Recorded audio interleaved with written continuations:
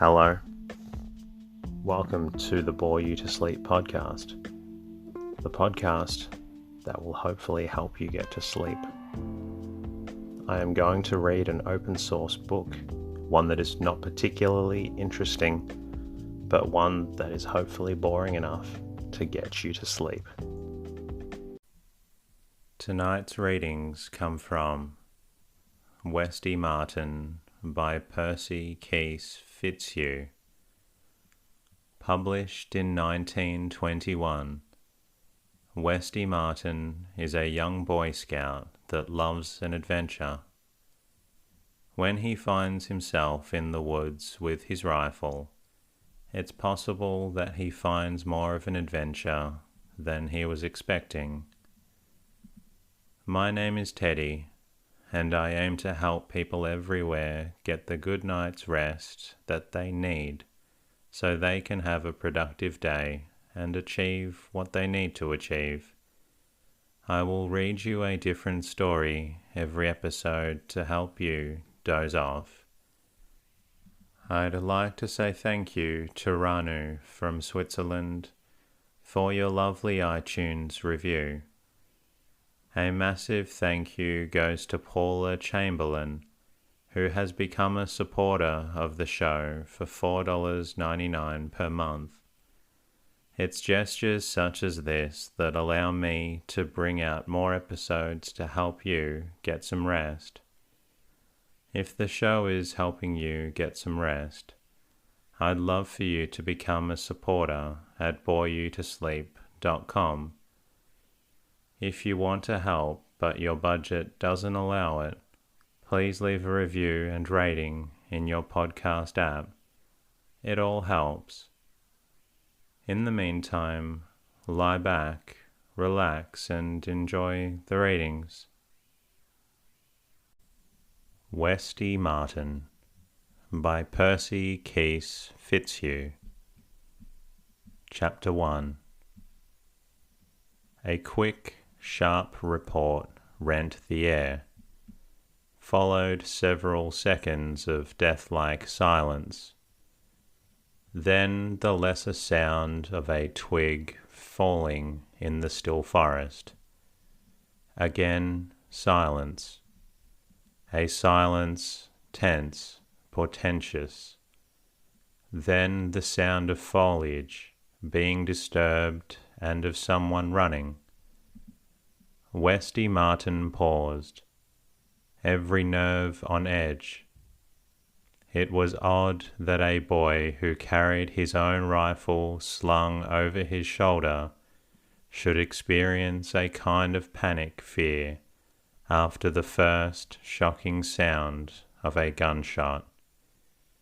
He had many times heard the report of his own gun, but never where it could do harm. Never in the solemn depths of the forest. He did not reach for his gun now to be ready for danger. Strangely enough, he feared to touch it. Instead, he stood stark still and looked about him.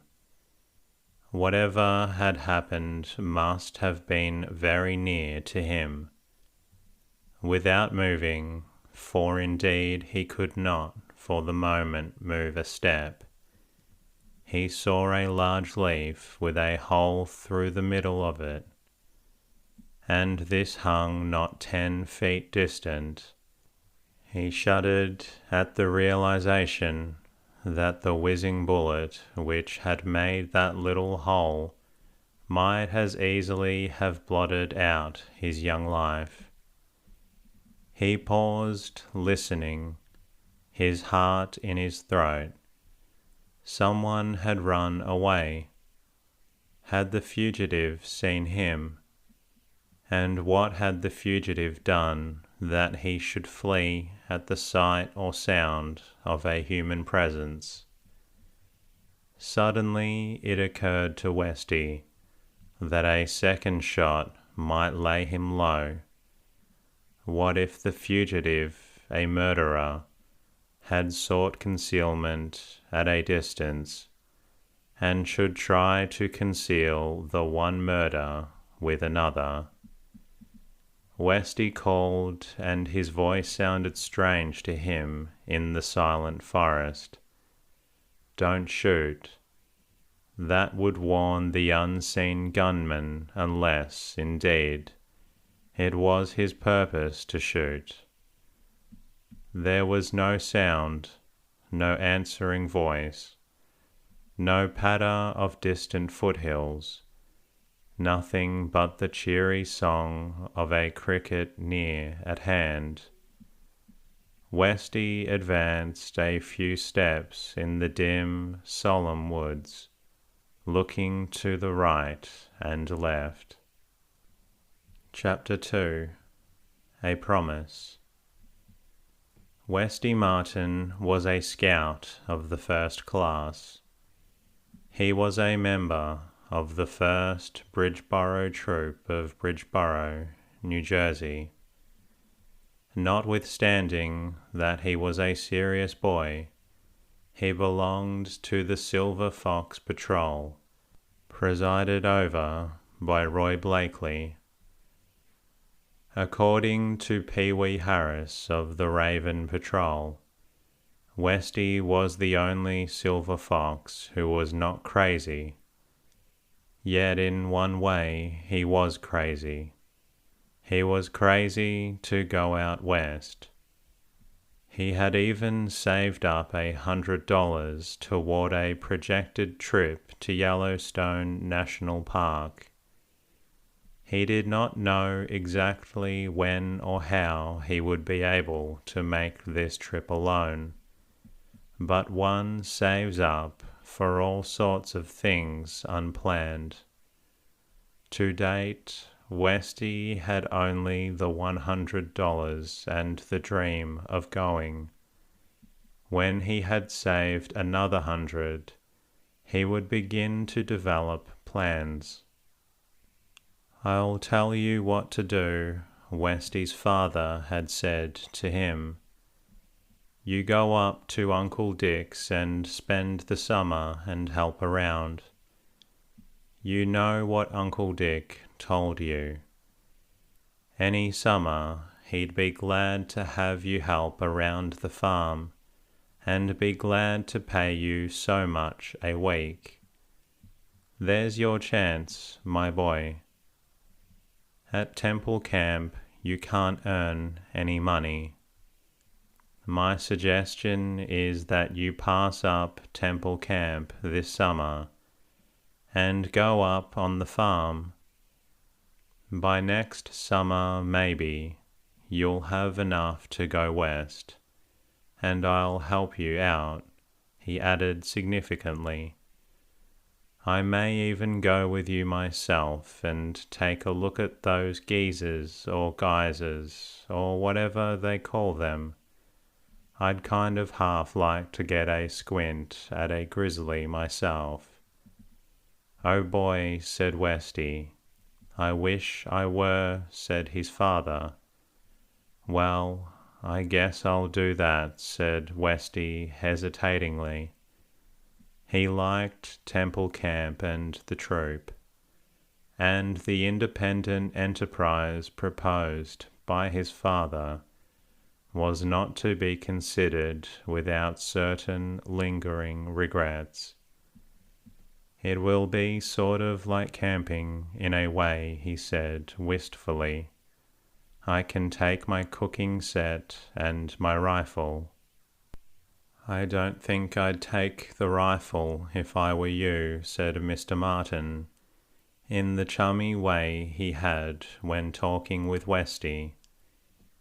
"Jiminies, I'd hate to leave it home," said Westy, a little surprised and disappointed. "Well, you'll be working up there and won't have much time to use it," said Mr. Martin. Westy sensed that this was not his father's true reason for objecting to the rifle. The son recalled that his father had been no more than lukewarm when the purchase of the rifle had first been proposed. Mr. Martin did not like rifles. He had observed, as several million other people had observed, that it is always the gun which is not loaded that kills people. The purchase of the coveted rifle had not closed the matter. The rifle had done no harm. That was the trouble. It had not even killed Mr. Martin's haunting fears. Westy was straightforward enough to take his father's true meaning and to ignore the one which he had been given. It left his father a little chagrined, but just the same he liked this straightforwardness in Westy. Oh, there'd be time enough to use it up there, Westy said.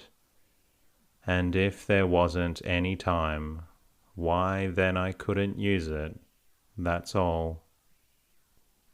There wouldn't be any harm taking it. I promised you I'd never shoot at anything but targets, and I never have. I know you haven't, but up there, why, there are lots of. There's just one thing up there that I'm thinking about, said Westy plainly, and that's the side of the big barn where I can put a target. That's the only thing I want to shoot at, believe me. And I've got 2 eyes in my head to see if anybody is around who might get hit. That big red barn is like, why, it's just like a building in the middle of the Sahara Desert. I don't see why you're still worrying. How do you know what's back of the target? Mr. Martin asked. How do you know who's inside the barn? If I just tell you, I'll be careful. I should think that would be enough, said Westy. Well, it is, said Mr. Martin heartily. And I'll promise you again, so you can be sure. I don't want any more promises about your not shooting at anything but targets, my boy, said Mr. Martin. You gave me your promise a month ago, and that is enough. But I want you to promise me again that you'll be careful. Do you understand? I tell you what I'll do, Dad, said he. First, I'll see that there's nobody in the barn. Then I'll lock the barn doors. Then I'll get a big sheet of iron that I saw up there, and I'll hang it on the side of the barn. Then I'll paste the target against that, see? No bullet could get through that iron, and it's about 5 times larger than the target. Suppose your shot should go wild and hit those old punky boards beyond the edge of the iron sheet, Mr. Martin asked. Good night. You're a scream, laughed Westy. Mr. Martin, as usual, was caught by his son's honest, wholesome good humour.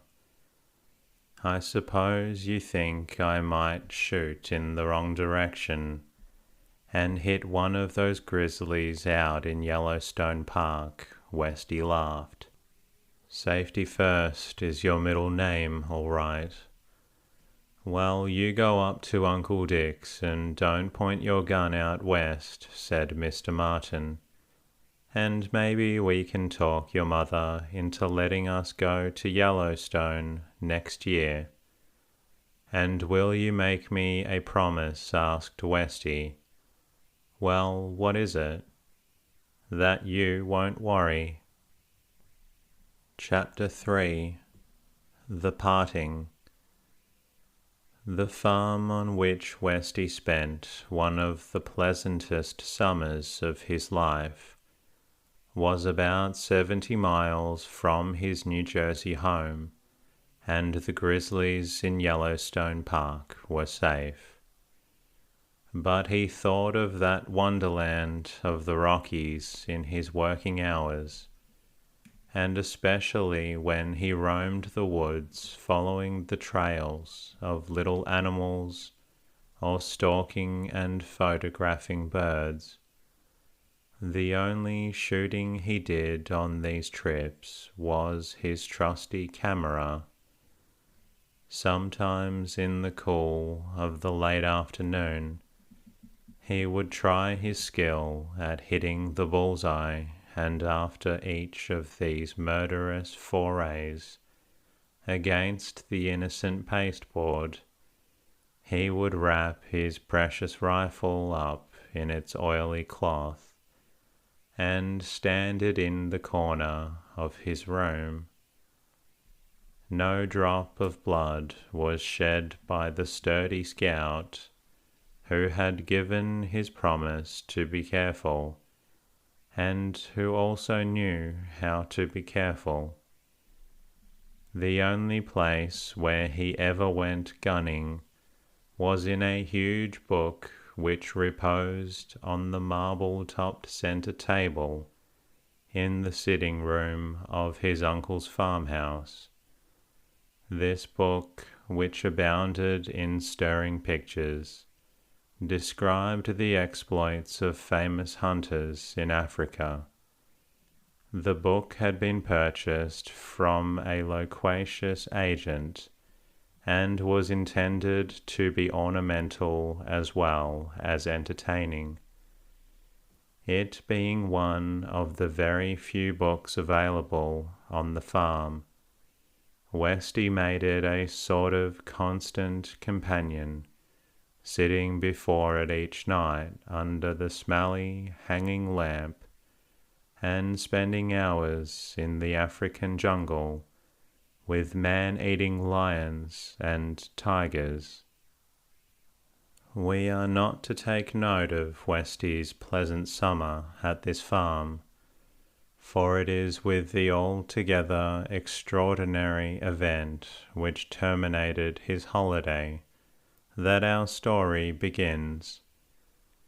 His uncle had given him $8 a week, which, with what he had brought from home, made a total of something over $100, which he had when he was ready to start home. This he intended to add to his Yellowstone Park fund when he reached Bridgeboro. He felt very rich and a little nervous with $100 or more in his possession, but it was not for that reason that he carried his rifle on the day he started for home. He carried it because it was the most treasured possession, excepting his $100. He told his aunt and uncle, and he told himself, that he carried it because it could not easily be put in his trunk, except by jamming it in cornerwise. But the main reason he carried it was because he loved it, and he just wanted to have it with him. He might have caught a train on the branch line at Dawson's, which was the nearest station to his uncle's farm. He would then have to change to the main line at Chandler. He decided to send his trunk from Dawson's and to hike through the woods to Chandler, some 3 or 4 miles distance. His aunt and uncle and Ira, the farmhand, stood on the old-fashioned porch to bid him goodbye. And in that moment of parting, Aunt Myra was struck with a thought which may perhaps appeal to you who have read of Westy, and have a certain slight acquaintance with him. It was the thought of how she had enjoyed his helpful visit, and how she would miss him now that he was gone. Pee-wee Harris, with all his startling originality, would have wearied her perhaps. 2 weeks of Roy Blakely's continuous nonsense would have been enough for this quiet old lady. There was nothing in particular about Westy. He was just a wholesome, well-balanced boy. She had not wearied of him. The scouts of his troop never wearied of him, and never made a hero of him either. He was just Westy, but there was a gaping void at Temple Camp that summer, because he was not there, and there was going to be a gaping void in this quiet household on the farm after he had gone away. That was always the way it was with Westy. He never witnessed his own triumphs, because his triumphs occurred in his absence. He was sadly missed, but how could he see this? He looked natty enough in his negligee khaki attire, with his rifle slung over his shoulder. "We're just going to miss you a right good lot," said Aunt with affectionate vehemence.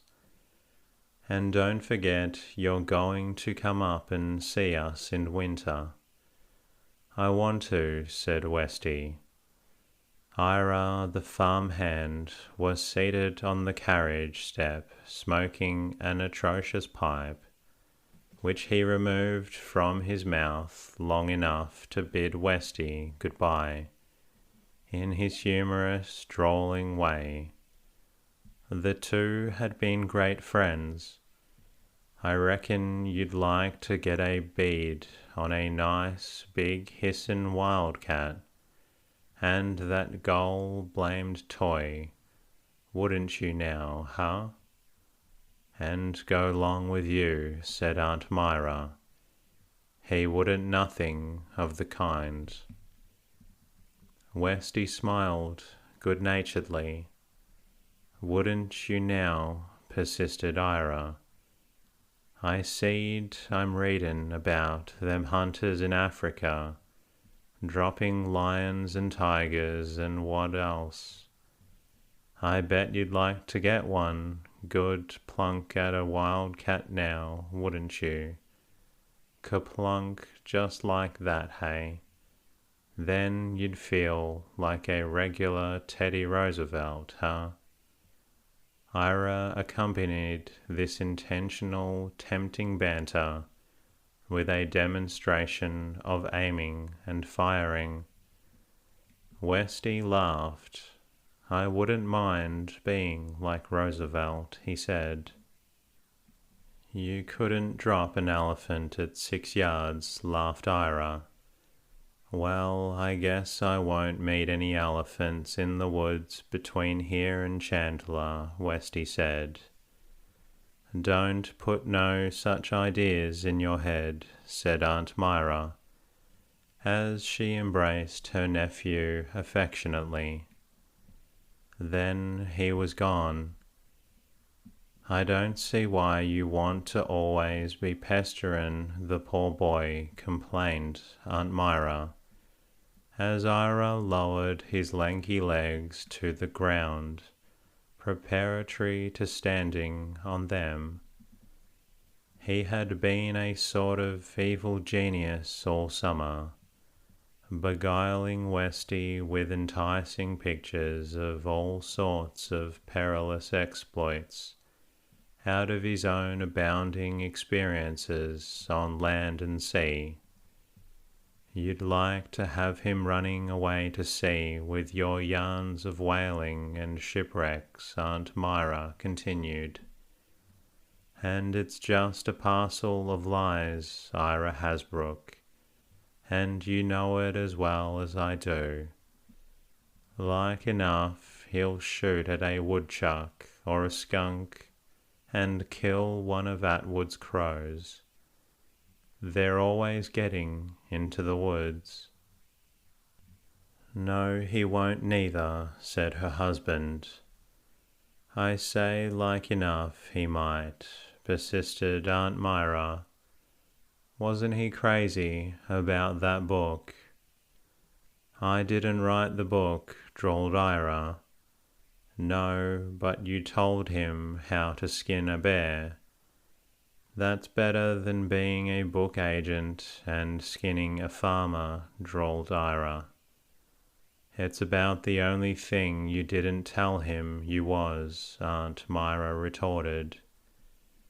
Acknowledging which, Ira puffed at his pipe leisurely, and contemplated Aunt Myra with a whimsical air.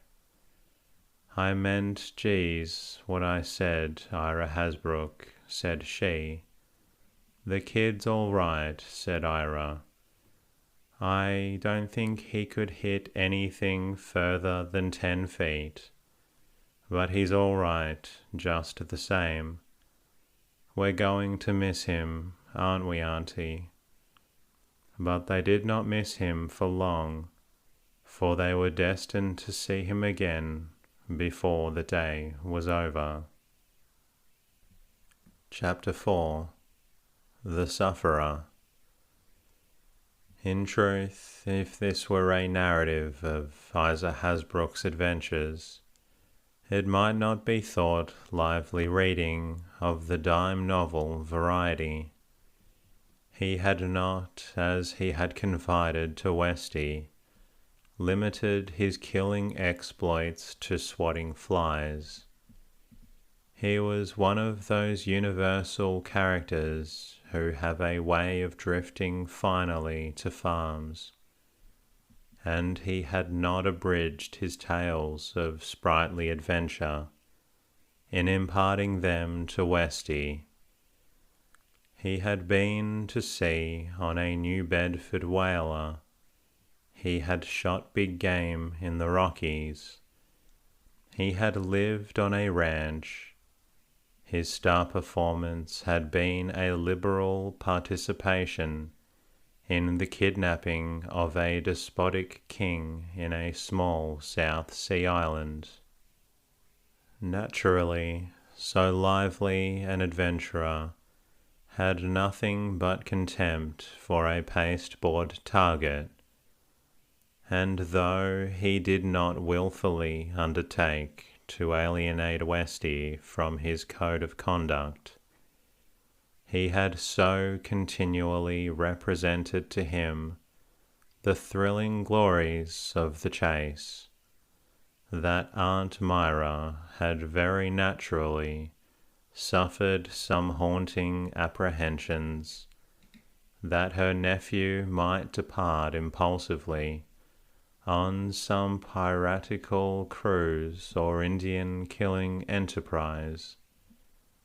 These vague fears had simmered down at last to the ludicrous dread that her departing nephew, whom she had come to know and love, might, under the inspiration of the satanic Ira, celebrate his departure from the country by laying low some innocent cow in attempting to drop an undesirable woodchuck. She had come to have a very horror of the word drop, which occurred so frequently in Ira's tales of adventure. But Aunt Myra's fears were needless. Westy had been Ira's companion, without being his disciple. In his quiet way he had understood Ira thoroughly, the same as in his quiet way he understood Roy Blakely and Pee Wee Harris thoroughly. The cows, even the woodchucks, were safe. The shot which turned the tide of Westy Martin's life was not out of his own precious rifle. He had not taken many steps after hearing the shot when he came upon the effect of it. A small deer lay a few feet off the trail. The beautiful creature was quite motionless, and though it lay prone on its side, with the head flat upon the ground, its gracefulness was apparent, even striking. It lay in a sort of bower and low-hanging foliage, and had a certain harmony with the forest, which even its stricken state and somewhat unnatural attitude could not destroy. As Westy first glimpsed this silent, uncomplaining victim, a feeling which could hardly be called a thought came to him.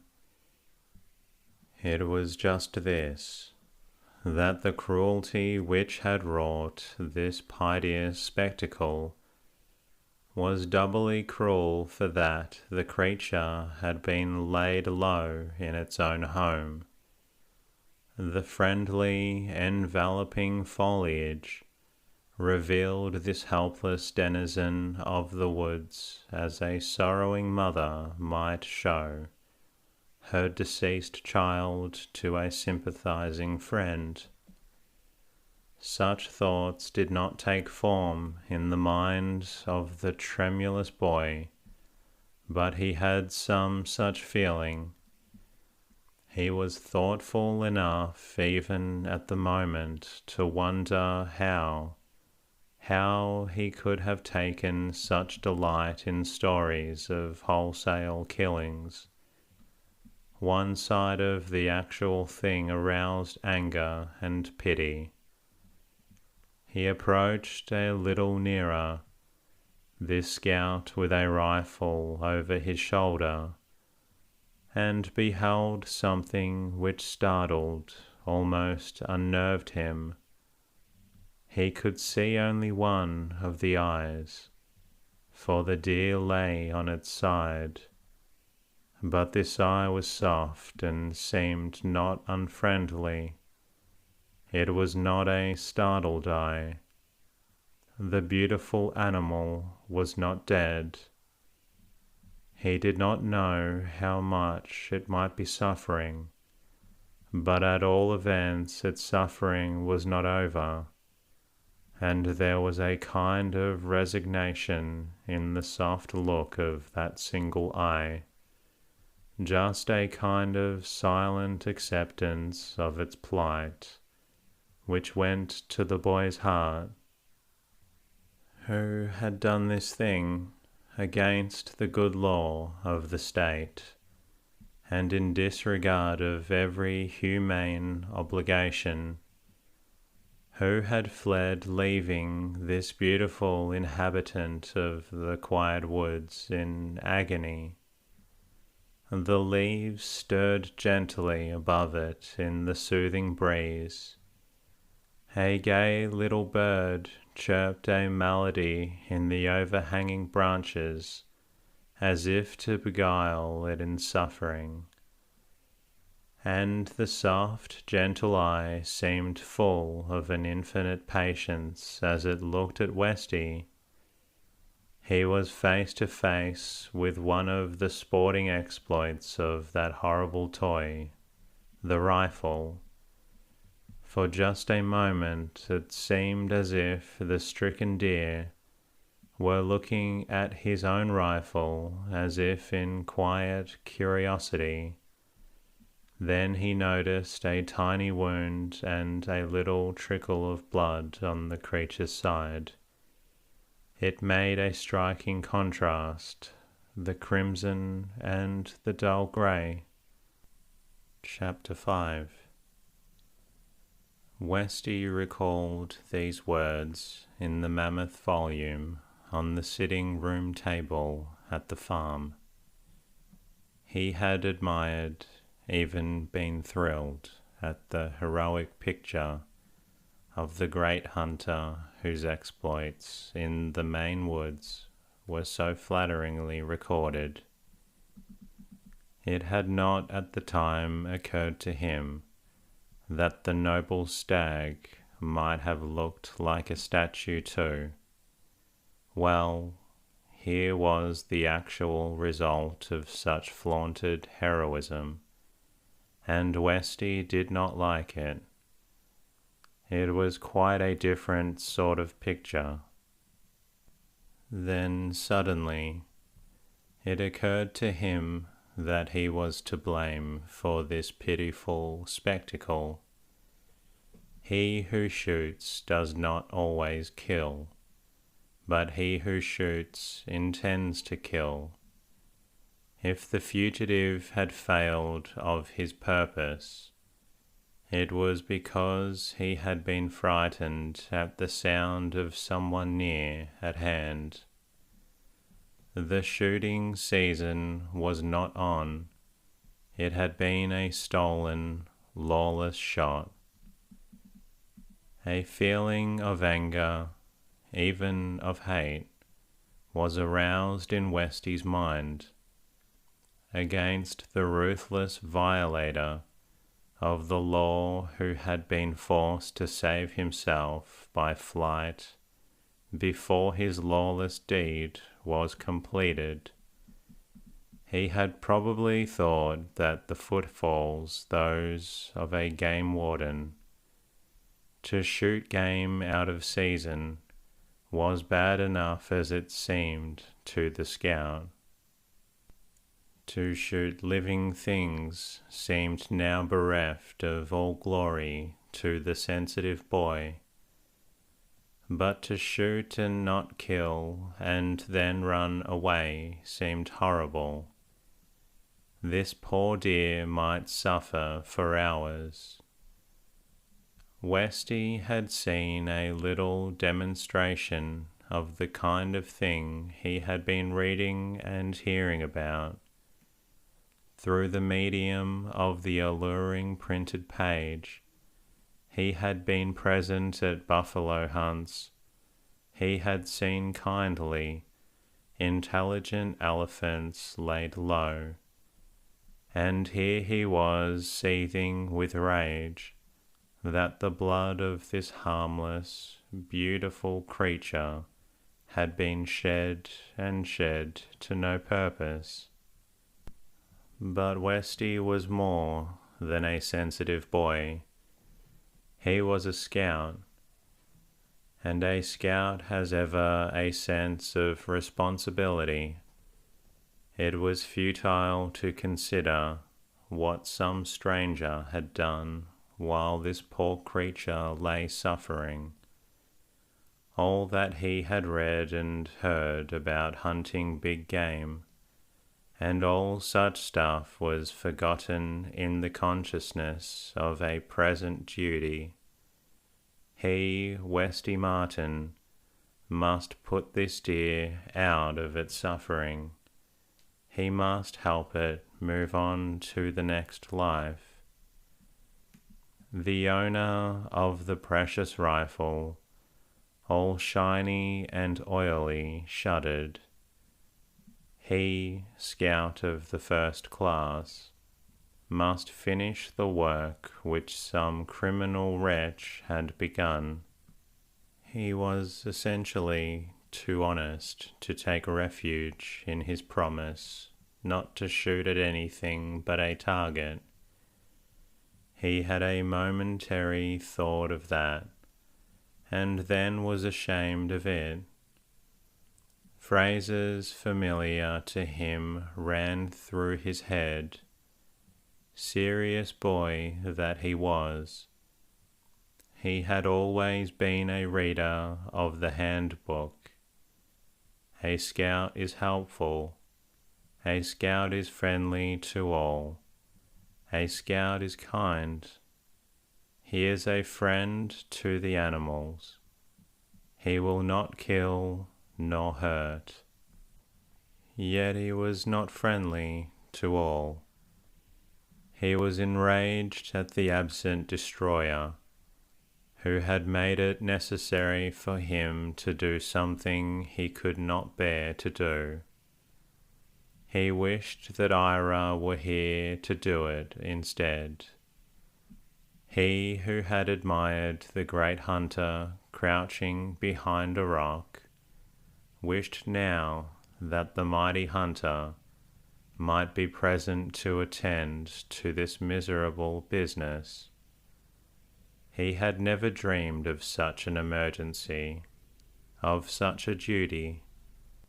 He wished that one or the other of the sprightly youngsters in the advertisements, who were so ready with their firearms, might shoot for once in this humane cause.